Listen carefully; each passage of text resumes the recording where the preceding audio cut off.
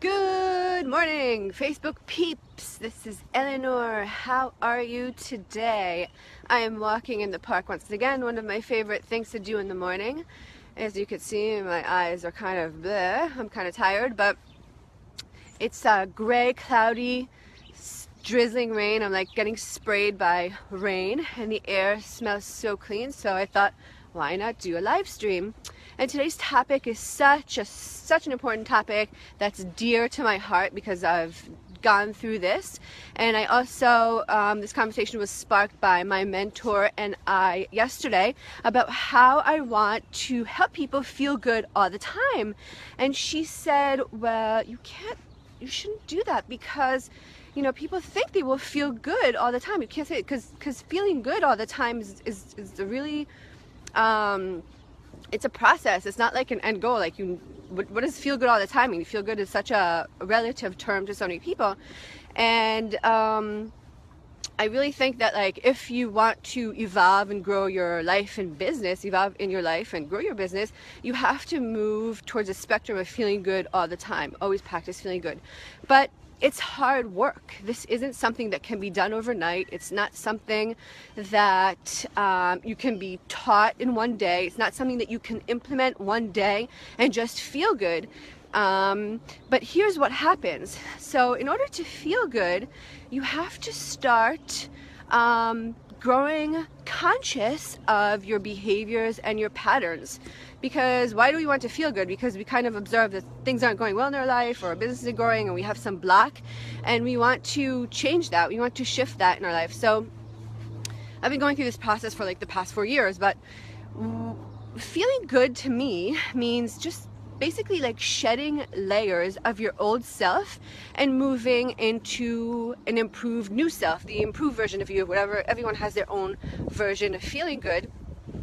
And what does it mean to shed layers of yourself? It really means to like bring to the forefront of your consciousness how you act, how you show up in the world, how you are perceived by others, by yourself, what you think of yourself. And a lot of shit comes up when you go through this process. So it goes something like this. You grow conscious, you become conscious of your behaviors. And yesterday I talked about, for a brief minute, about focusing on yourself. And I talk a lot about how you can be conscious of yourself. Different things that you could do just basically means like, write down all your thoughts and observe that all the time, and do this on a regular basis, and journal and meditate and things like that. You become, I personally have coaches, mentors, and other people to help me to give me tools to like do this inner work, but also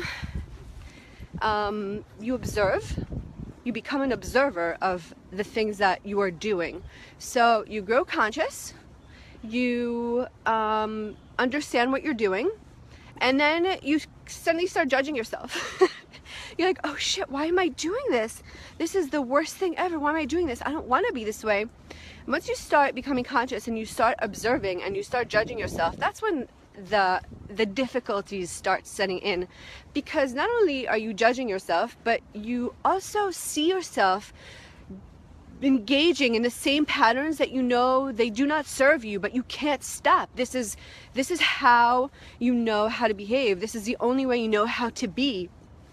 So you see yourself doing these things and they don't feel good, but you continue doing them. And whenever there's a shift in consciousness, you grow conscious of yourself, or you just shift your thoughts, there's a huge discomfort that you go through. It's like, it feels like an emotional breakdown. It feels like all these things are falling apart. You everything in your life might stay the same, but you just feel like everything is falling apart, and you don't understand why things are happening, and things are just happening because you're just shifting your thoughts and your consciousness. And I want you to understand that this is part of feeling good. The emotional breakdown part of it is moving you along to feeling good, and feeling good for the long term, because you are shifting, you're improving, you're evolving. There's never going to be a feel good, like an immediate gratification type of feel good that lasts for the long term. It just won't. You have to go through this process of like becoming conscious, observing yourself behaving in an old pattern which you know now doesn't serve you because now you're conscious of it, and you have to just be with it and just let it kind of hang out with you and observe it and like, you know, acknowledge it. And it may take months, it may take a year, it may take a few weeks until you are able to kind of slowly shift into a new pattern, because once you're conscious of it, you know that you can change it. So you become conscious, you observe, you judge, you have an okay, that kind of paused me.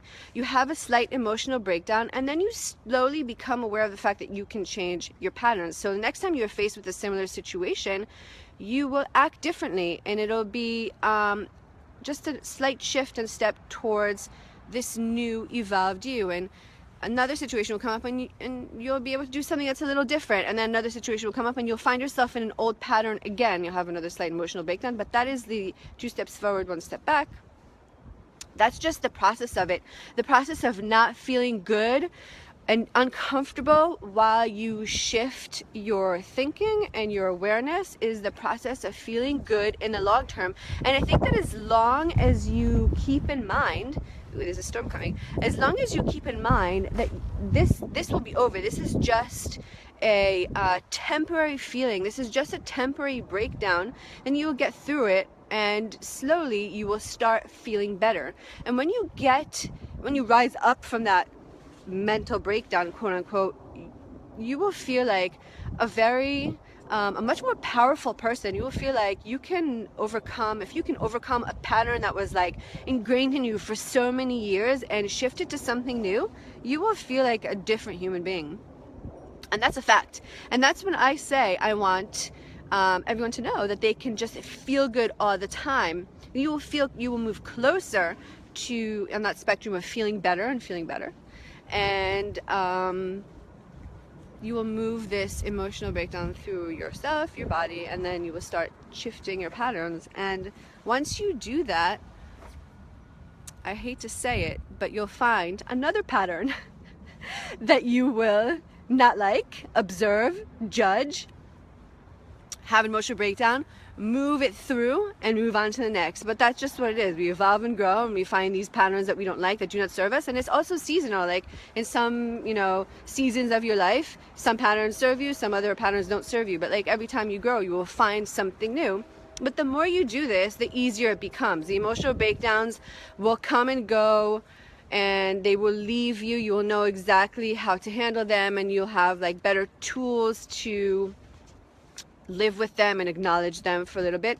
But the discomfort of moving from living this like life of no awareness, hi whoever you are in line, say hi to me, of no awareness, to a life of being more conscious is an uncomfortable thing, especially if you do like the first time. It's just uncomfortable. And especially when you start observing yourself from the side, doing it, knowing it doesn't serve you, and judging yourself. I talk a lot about how to deal with and go through situations like that where you're uncomfortable, and the discomfort that comes along with it, and how to actually be okay with the discomfort. The discomfort is actually it becomes a comfortable feeling, because you will start